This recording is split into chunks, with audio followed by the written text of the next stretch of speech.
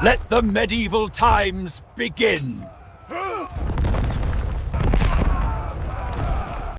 You wouldn't die from a sword, not first. You'd die from thirst, or from rats, or from the panic of hearing trebuchets pound the walls, while your neighbour coughs up blood beside you.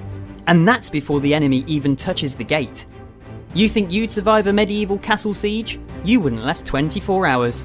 So go ahead, tell me how long you'd last. You've seen the movies, brave knights, epic music, heroes holding the line. That's fantasy.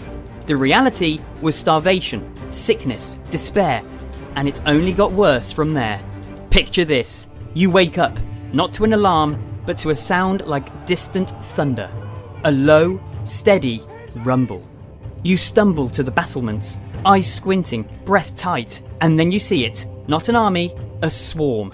Thousands of soldiers, tents, siege towers, war banners flapping in the wind, as far as the eye can see, a sea of iron and fire. They've come for your castle, and there's no one coming to save you. Every road is blocked, every message you sent, intercepted. Reinforcements? Not today, not ever.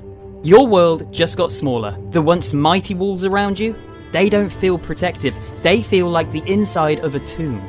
You're not in a fortress, you're in a coffin with windows. And this was just the arrival. The real nightmare, it hasn't even started yet. And then it starts. Not with screaming, not with swords, with a sound. Thud. A low, monstrous vibration that shakes the marrow in your bones. You hear it before you feel it. Then the wall groans. A dusting of stone rains from above, and your stomach drops. A boulder the size of a horse cart just slammed into your fortress. Launched by a machine you can barely comprehend. The Trebuchet, the biggest, deadliest slingshot in human history. And it's not alone. Another rock arcs overhead, whistling like death itself. It hits, and suddenly the walls that once felt unbreakable, they're shaking, trembling like old bones. Every impact feels like an earthquake. The sound, stone on stone, then collapse, then screams. You cover your ears, but there's no escape from the rhythm. Boom, pause, boom. That's the new heartbeat of your world, and it gets worse. Not just rocks, flaming pitch, burning tar, and then bodies.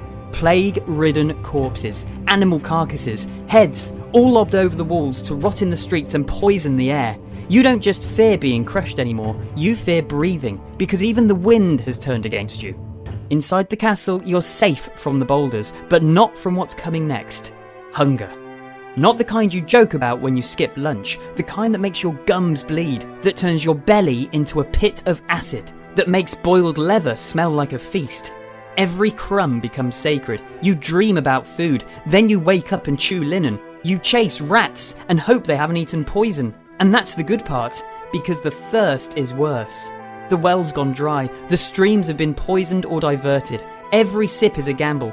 Dysentery, parasites, vomiting until you pass out, or worse, never get up. You know what makes it crueler? You can hear it. The enemy camp, fires crackling, pots boiling, men laughing, while your people pass around filthy buckets and pretend it tastes like wine. The walls are still standing, but inside, you're falling apart. But even in that misery, some people still believed. A priest gathered survivors in the chapel. They prayed by candlelight.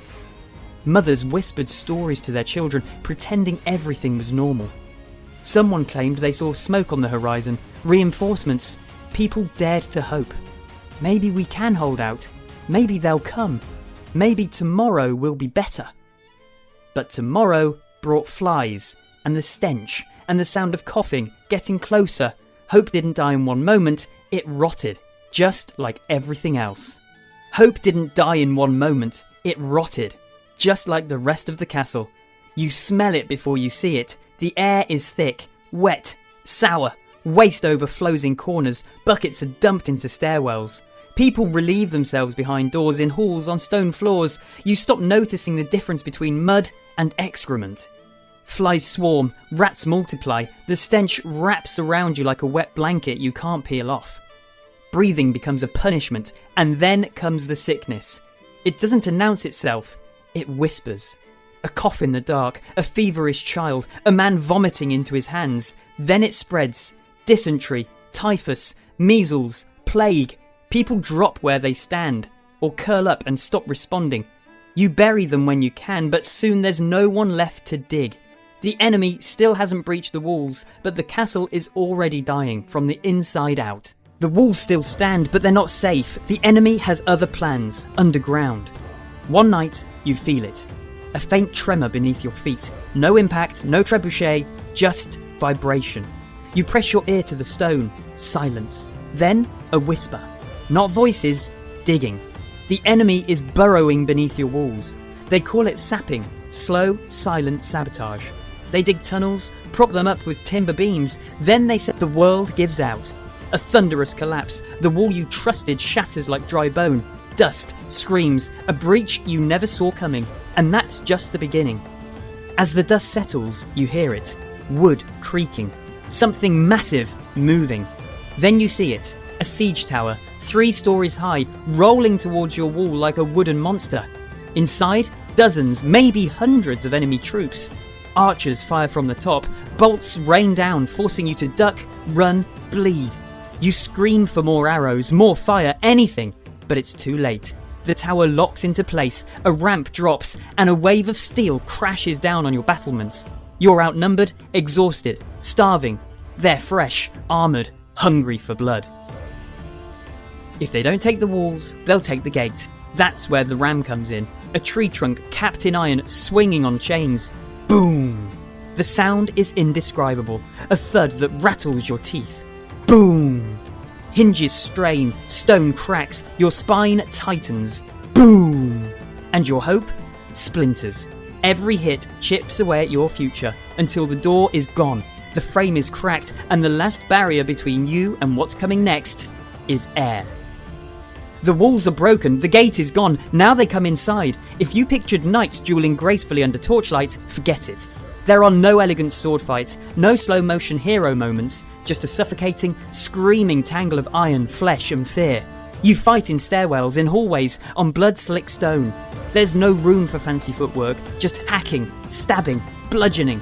Your modern understanding of combat, your gym-honed physiques, your self-defense classes, useless. This isn't a fight, it's a meat grinder. Your instincts? Panic. You swing blindly, miss, swing again. Someone screams in your ear, you stab, no time to ask whose side they're on. A crossbow bolt slams through the man beside you. You wore armour. Didn't matter. Crossbow bolts don't care. They find the gaps. He collapses onto you. You fall. You try to get up, but boots are already stomping your back. You're trampled. By strangers, by allies, it doesn't matter. You're not a fighter anymore. You're terrain. Just another body in the pile. Another obstacle in the chaos. The air is thick, choking, alive with the stench of blood, smoke, sweat, and human waste. Every breath feels stolen. Steel crashes, arrows hiss, some men beg, others gurgle on blood. There is no time out, no medic, just the roar of battle, the screaming of the dying, and the wet slap of someone hitting stone for the last time. You don't fight for victory, you fight for the next 5 seconds, and then the next, until there's nothing left of you to swing. And still, the fighting wasn't equal. The defenders, starving, sick, sleep-deprived, had already given everything. What they faced? Fresh troops, well-fed, well-armed, driven by plunder, by bloodlust, by the promise of victory. There was no fairness, no valour, just a massacre in slow motion. The line between defender and victim didn't blur, it vanished. Your body's failing, but your mind breaks first. Sleep? You forget what that feels like. Every sound sets you off. A creak in the beams, a cough in the dark, a stone landing 5 towers away. Your heart jumps, your hands shake. You wake gasping from dreams that felt more real than waking. Or worse, you stop dreaming at all. Time blurs, days smear into nights. You forget what day it is, what week. Your body moves, but your brain, it's somewhere else. The fear doesn't come in waves anymore, it's constant, a low-level hum beneath every thought. Your reactions slow, your memory falters, your judgment goes. You snap at your comrades, or worse, stop speaking at all, and then hope vanishes. Not in one dramatic moment, but in 100 little ways. A rat trap left empty, a friend who stops eating, another who never wakes up. Each death wasn't just a loss, it chipped away at everyone still breathing, until there was barely anyone left to mourn them. You watch people shrink, fade. The light behind their eyes dims until even that disappears, and the worst part, you're still alive, but you don't feel like it. Then the whispers start. Should we surrender? Is it even worth fighting anymore? Not shouted, not strategized, just murmured. In corners, in shadows, at night. And like everything else in this castle, those whispers spread. Like disease, morale crumbles, loyalty turns quiet. Comrades who once swore to die for each other now won't make eye contact. Some try to escape, sneaking through sewage tunnels, climbing broken walls, crawling into woods with no food, no map, just the desperate hope that something is better than this. Most don't make it. Patrols wait outside the walls, and if they catch you, you die faster than you would inside. The ones who stay, they curl up, stop eating, stop speaking. They're not wounded, they're just done. Because a siege doesn't just kill the body, it kills you, slowly. Your faith, your purpose, your voice. The besiegers know this. Their real weapon isn't fire or steel, it's waiting. Endless pressure, constant noise, engine crashes, taunts hurled from the fields. No man's land becomes a theatre of despair. And every second you hold on feels more pointless than the last. So, the walls are falling. The food is gone. The water's filth. You held out for as long as you could. Now, there are only two paths left, and neither leads home. Option 1, surrender. If you are lucky, you send envoys early. You negotiate, trade your weapons for your life. Maybe they let you march out. Maybe. But that only happens if you didn't make them bleed too much. If you did, don't expect mercy. Best case, you're prisoners. And if you surrender, you don't go home. You're marched, sick, starving, unarmed, if they let you live at all. Because in the medieval world, mercy had conditions, and you've already failed the test. Option 2, the sack. And this is the one you've been buying time to avoid.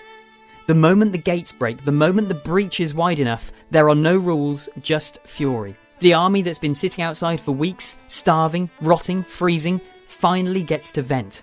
They pour in and everything becomes fair game. Soldiers, women, children. There's no chain of command, no orders, just rage in armour. They loot, they kill, they burn what they can't carry. The castle becomes a grave. And your last day on earth isn't brave, it's brutal. Screams echo in the stairwells, doors splinter, nothing is spared, not even you. Think about the sheer monotony of the terror. Day after day, week after week, the routine of deprivation, the stench, the constant threat, all while a disciplined, well-fed army wait outside, watching you wither. This wasn't a quick sprint, it was a soul-crushing marathon of misery. The heroes you read about, the ones who held out for months, they weren't just brave, they were mentally unbreakable. For most of us, that psychological strain alone would be enough to bring us to our knees, long before a single attacker ever breached the gate. But here's the part that makes it even worse. The waiting, the not knowing. Some sieges lasted 6 months. Can you imagine 6 months of this? 6 months of hunger, 6 months of sickness, 6 months of bombardment, 6 months of watching your friends waste away. Every day wondering, is today the day they break through? Every night, will I wake up tomorrow? The psychological torture of uncertainty was maybe the cruelest weapon of all, because in battle, death comes quickly. In a siege, it comes slowly, methodically, inevitably. So the next time you see a movie where the good guys hold out heroically behind castle walls, remember this: it wasn't about courage, it was about survival. And for most people, survival was never an option. It was a death sentence, just delivered very, very slowly. Given all we've covered, from the psychological shock of seeing the enemy horde, to the daily torment of starvation and disease, to the terrifying reality of siege engines and hand-to-hand combat, what would have broken you first? The hunger? The fear? The silence? The screams? Let me know in the comments below. And if you want more brutal history that strips away the Hollywood fantasy, like and subscribe, because the truth, the real world was far more terrifying than any movie could ever show.